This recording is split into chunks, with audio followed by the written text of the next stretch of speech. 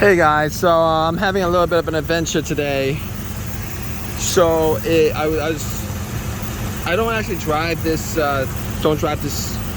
RV too much. Probably once every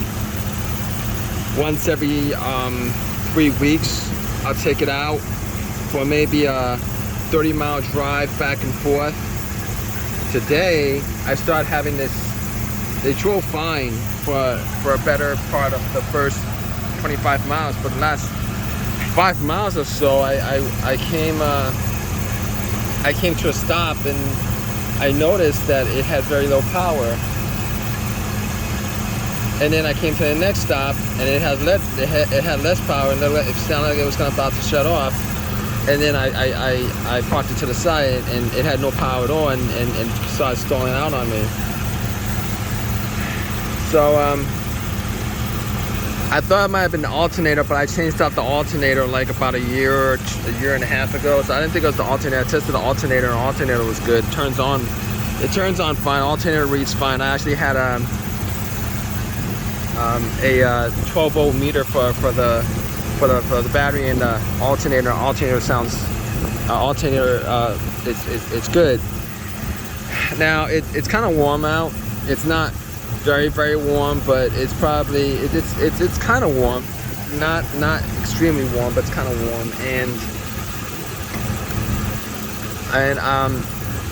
you know, I was thinking maybe it was a fuse or a relay or something like that. Now, funny thing is, there's no codes for this. It's not really a funny thing, but there's no codes for it. There's no check engine light for this. There's no check engine light for it. And I have the OBD1 Ford OBD1 reader, and you know, I tried a couple of times, scratching my head. You know, there's no check engine light, no check engine light on the dash, no codes. It doesn't come up. It doesn't read the code. It doesn't actually go through the process trying to scan for the code. So I'm gonna guess that there's no codes for it. Now, my next thought was maybe it was a weak fuel pump. Now, I don't actually have my stuff on me because I'm actually on kind of like in a parking lot right now. I'm glad it actually, I let it settle down for a little bit, and then it started right back up again pretty good, and I drove it for a little bit, and it worked fine. It worked fine, and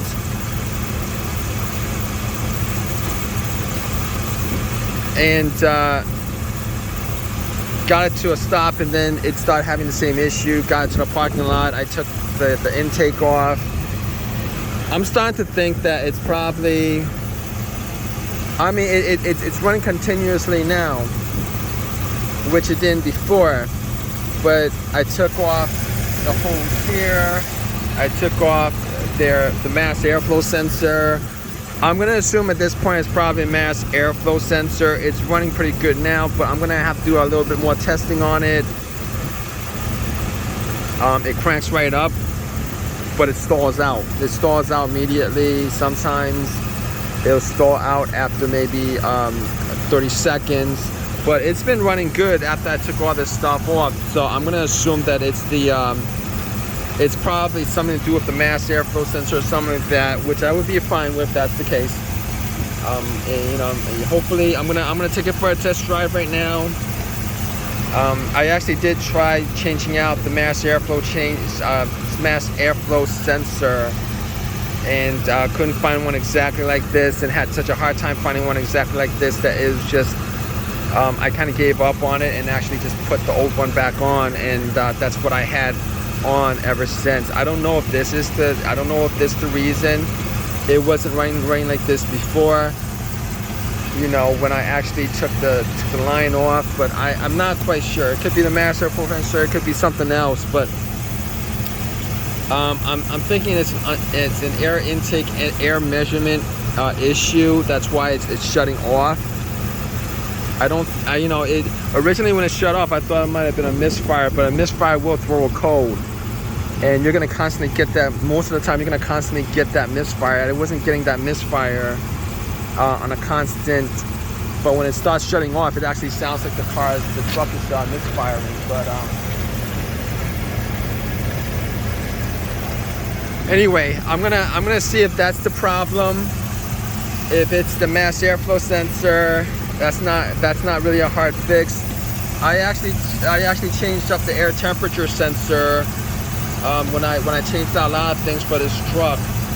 I doubt that that's the problem, but anything, it could be anything. Actually, it could be that. But I'm gonna see if I can drive it with it not connected to the mass airflow sensor, because apparently when I put it back on a mass airflow sensor, it shuts off. So I don't know what the deal with that is, but we'll figure it out. It doesn't seem. I checked the transmission fluid. I checked the engine oil fluid.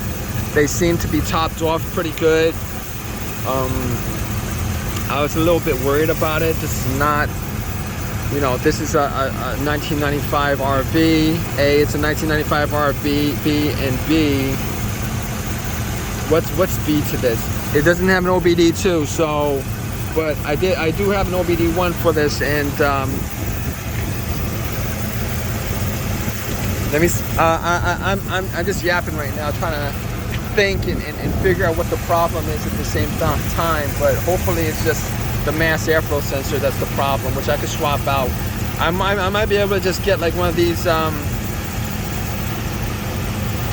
used one, because finding one of these exactly like this, and I think I did find one exactly like this. I put it on and the computer didn't read it.